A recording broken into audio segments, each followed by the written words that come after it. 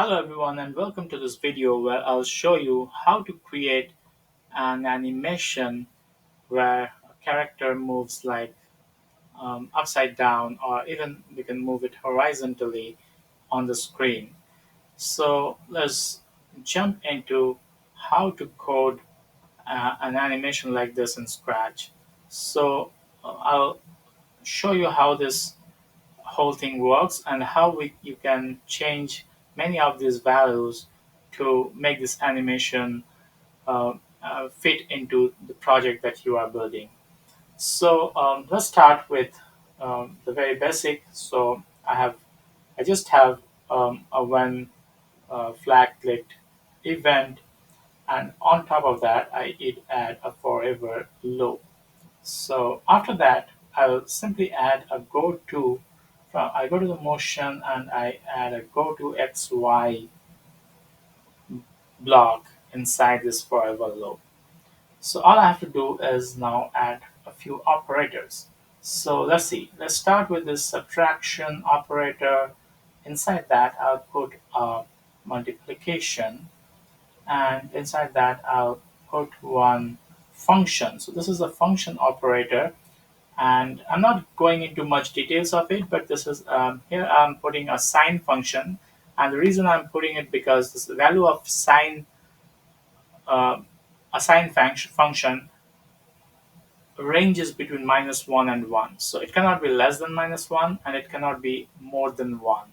So basically it can take any value between -1 and 1, and that helps us restrict the motion in a particular range. So how we'll use it, I'll show you in a minute. So let's find that sign of something. So now we have to put something that changes. So for that, the best way is to get the timer, and I'll get the timer inside it.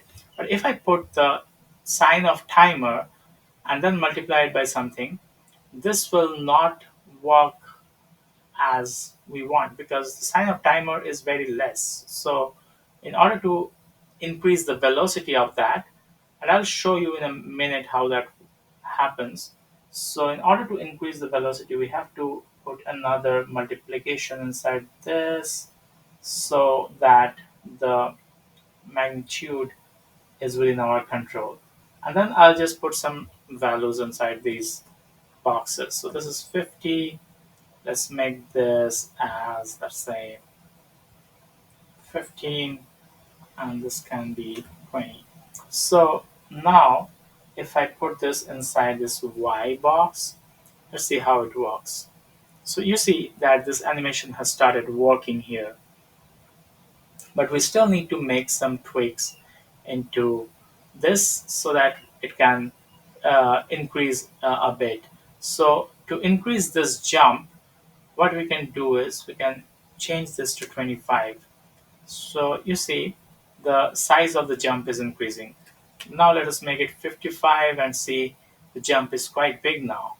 And um, so as I said, the sine value is always uh, within, like this sine value is always within -1 and 1, and that's why when we are multiplying 55, so it's ranging between -55 and +55, which gives it a quite a big jump.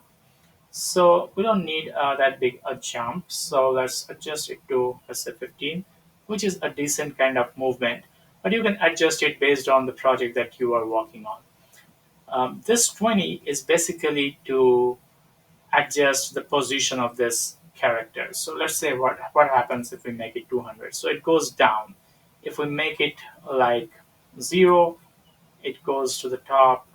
And if we make it like -200, it goes to top. So depending on where you want to position this character and what's the size of this character, you might have to adjust that position of that using this value. But here, if we even if we keep it as 0, it doesn't matter much because it's within the middle of the screen, which is perfectly okay for us. Now let's see what happens with this 50. So as soon as I change it to 300, see the speed of this jump increases. So we can see the frequency of number of jumps per second increased as soon as we increase this. So if you want to make it slow, then you can make it 30. So that's why I was saying, like, if we just keep it 1, this jump will be so slow that we can't even notice that it's still moving, but we won't notice because that is very slow.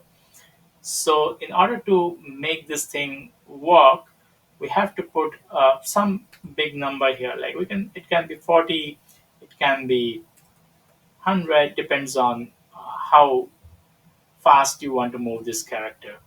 So that's basically how we can adjust these parameters to make this animation work and make a character move in a certain direction. So if we want to change this from like a vertical jump to a horizontal movement, all we have to do is put this box in the x coordinate.